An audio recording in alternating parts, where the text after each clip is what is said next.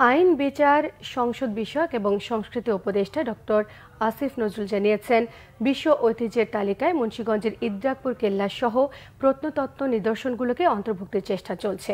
সকালে মুন্সিগঞ্জ শহরের কোটগাঁও এলাকায় ইদ্রাকপুর কেল্লা পরিদর্শনে গিয়ে তিনি সব কথা জানিয়েছেন। তিনি আরও বলেন, প্রত্নতত্ত্ব অধিদপ্তরের আওতাধীন যে সকল স্থাপনাগুলো আছে সেগুলো সরেজমিনে দেখতে চান তিনি। ইদ্রাকপুর কেল্লা, লালবাগ কেল্লা সহ এরকম নিদর্শনগুলো ওয়ার্ল্ড হেরিটেজ তালিকায় অন্তর্ভুক্ত করার চেষ্টা করছেন বলেও জানিয়েছেন আইন উপদেষ্টা।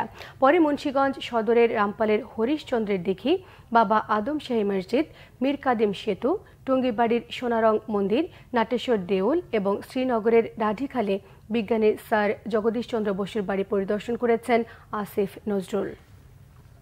শুক্রবার দিন আমি ঠিক করেছি বিভিন্ন প্রত্নতত্ত্ব যে নিদর্শনগুলো রয়েছে সারা বাংলাদেশে ছড়ানো, এবং এটা এত রিচ বাংলাদেশি সব ব্যাপারে, যেমন এখানে ইদ্রাকপুর কেল্লা রয়েছে, নারায়ণগঞ্জে রয়েছে এ ধরনের দুটা কেল্লা।